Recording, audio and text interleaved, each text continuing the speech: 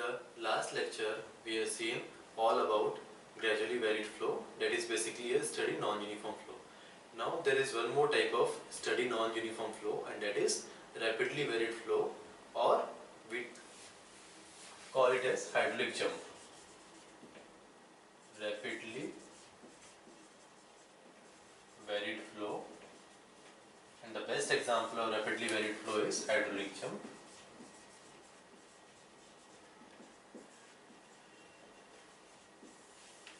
So in today's lecture, we will study all about hydraulic jump.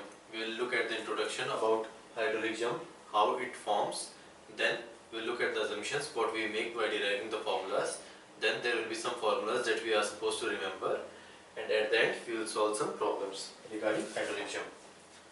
So in the beginning of gradually varied flow, I have told one thing, that pressure distribution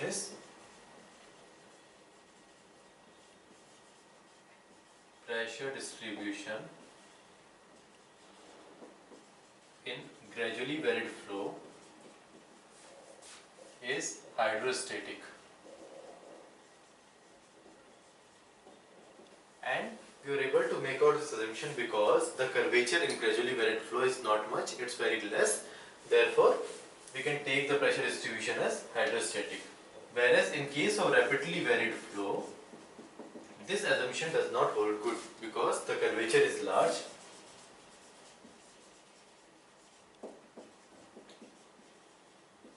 and pressure distribution is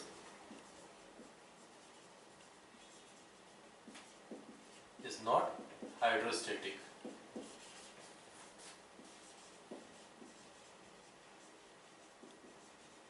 This is the first and most important thing about rapidly varied flow that differentiates it with the gradually varied flow. Now I have told best example of rapidly varied flow is hydraulic jump. So how the formation of hydraulic jump takes place? Hydraulic jump.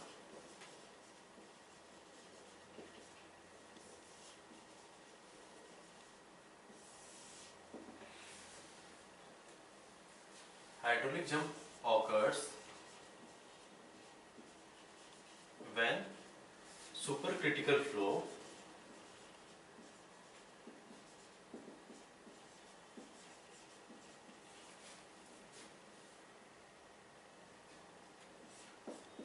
Fr greater than 1 changes to subcritical flow.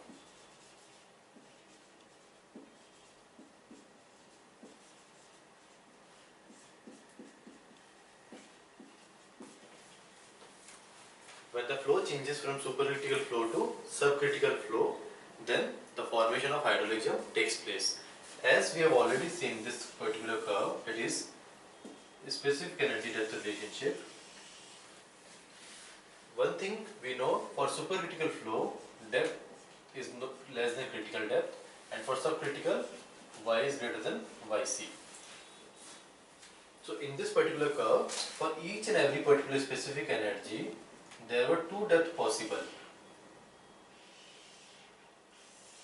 One depth was for supercritical flow, and this depth was regarding subcritical. So these two depths are similar to these two depths, but the only difference here in hydraulic jump is, in case of here it was specific energy, but in case of hydraulic jump this is specific force. So what we can say, for particular constant specific force, there are two possible depths, and one depth is regarding supercritical and one depth is related to subcritical. So when the flow changes from supercritical to subcritical, there is formation of hydraulic jump. Here, for a particular specific force, two possible depths are these depths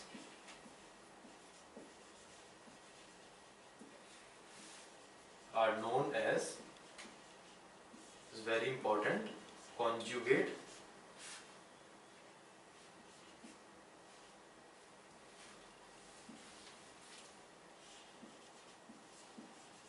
or sequent depths.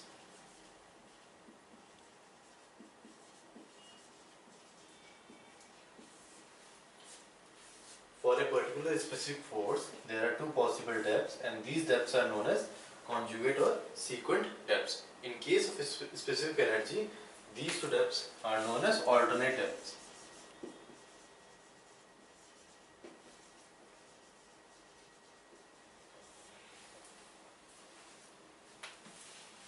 Now there are some formulas.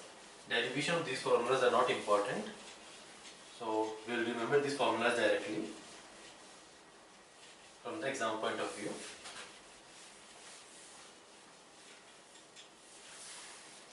First formula is 2q square upon g is equals to y1 y2 y1 plus y2. Q is the discharge per unit width. Second formula, and the most important formula, is ratio of sequent depth, that is given by y2 upon y1 is equals to half under root 1 plus 8 f1 square minus 1. With the help of this formula, we can calculate the ratio of sequent depths. Third is energy loss. When the formation of hydraulic jump takes place, there is certain amount of energy that is lost. So this loss is given by y2 minus y1 whole cube by 4 y1 y2, and this is equals to EL, that is loss of energy. Then next is relative energy loss.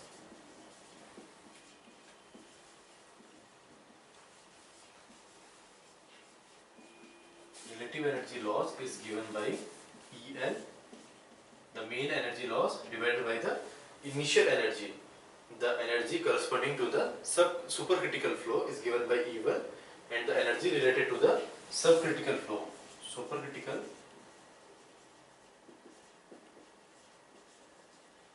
flow energy,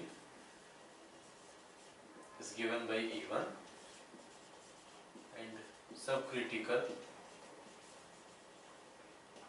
flow energy is given by E2.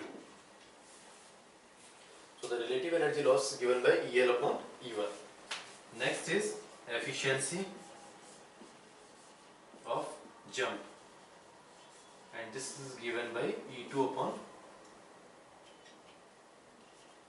E1. Now what is E2? Subcritical flow energy, and E1 is supercritical flow energy. The next formula is length of jump.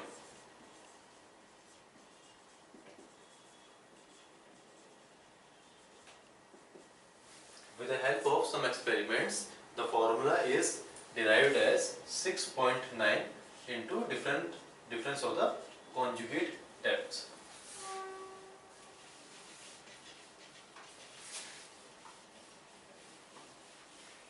So these formulas we have to remember for solving the various problems.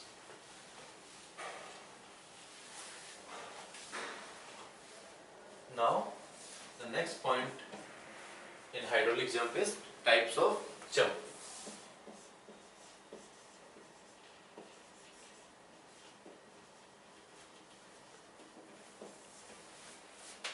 Based on the value of fluid number, there we can classify the hydraulic jump.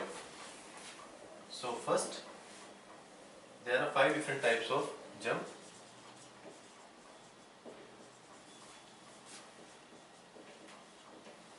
First is undular,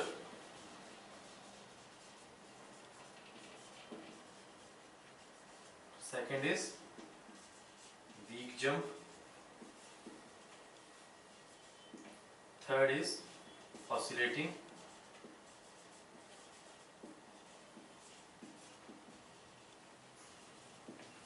fourth is steady jump.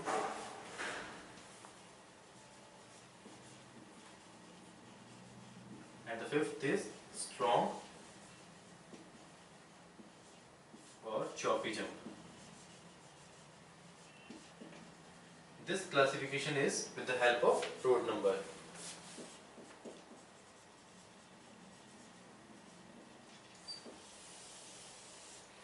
When the Froude number lies in between 1 to 1.7, then angular jump takes place. When the value of Froude number is in between 1.7 to 2.5, then weak jump will take place. When Froude number lies in between 2.5 to 4.5, then oscillating jump will take place. When Froude number will lie in between 4.5 to 9, then steady jump will take place. And when the value of Froude number is greater than 9, then strong or choppy jump will take place. Now, as the Froude number increases, the energy loss also increases. So, energy loss will also be related to the Froude number values. So, here relative energy loss.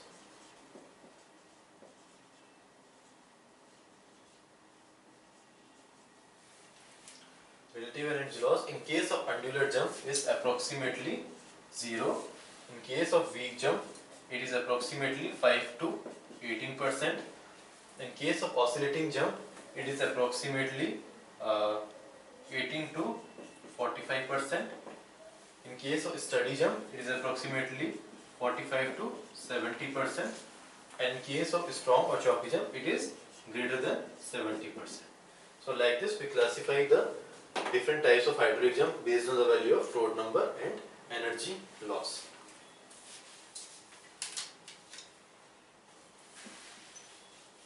Now the last theory portion in hydraulic jump is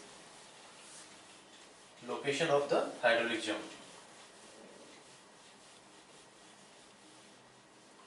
Suppose if any sluice gate is there, then at the downstream side where the hydraulic jump will be formed, based on that location of the jump, we classify the hydraulic jump. Location of hydraulic jump downstream of sluice gate. So there will be two terms YT. YT is tail water depth,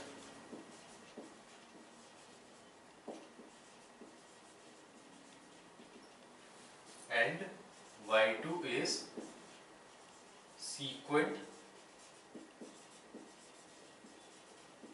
depth of YA. Now what is YA, Y2 and YT? We will look from this diagram.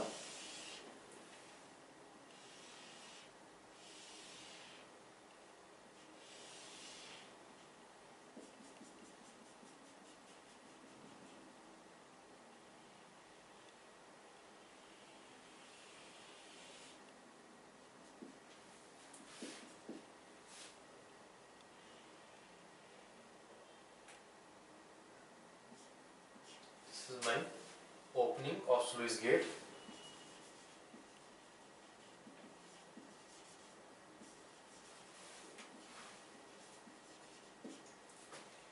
This is my YA. YA is the sequent. YA is one of the depth of hydraulic jump. From here the hydraulic jump will start, and Y2 is the sequent depth of the hydraulic jump. So this is the location where the hydraulic jump is taking place, in between YA and Y2. And after some distance of this Y2, there is YT. YT is tailwater depth, and Y2 is sequent depth of YA. And YA is the location, Y is the depth of the flow at which the hydraulic jump will start forming. Now, based on the value of YT and Y2, we classify the hydraulic jump. If yt is equals to y2, we'll have a look at one of the problem of this particular type of theory. Yt is equals to y2, then the flow is termed as free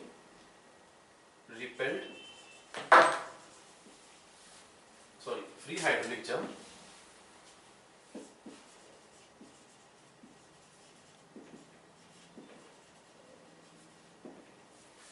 When yt is less than y2, then free repelled jump.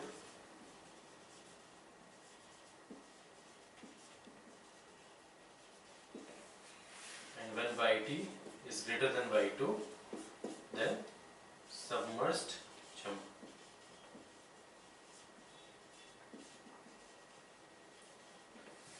Problem will be y2 value will be given to us and yt will be given to us. Based on the value, we will be able to classify whether the jump is free hydraulic jump, free repelled jump or free submerged jump. So this is the complete theory of hydraulic jump. In the next video, we will look at the problems that comes from this particular chapter.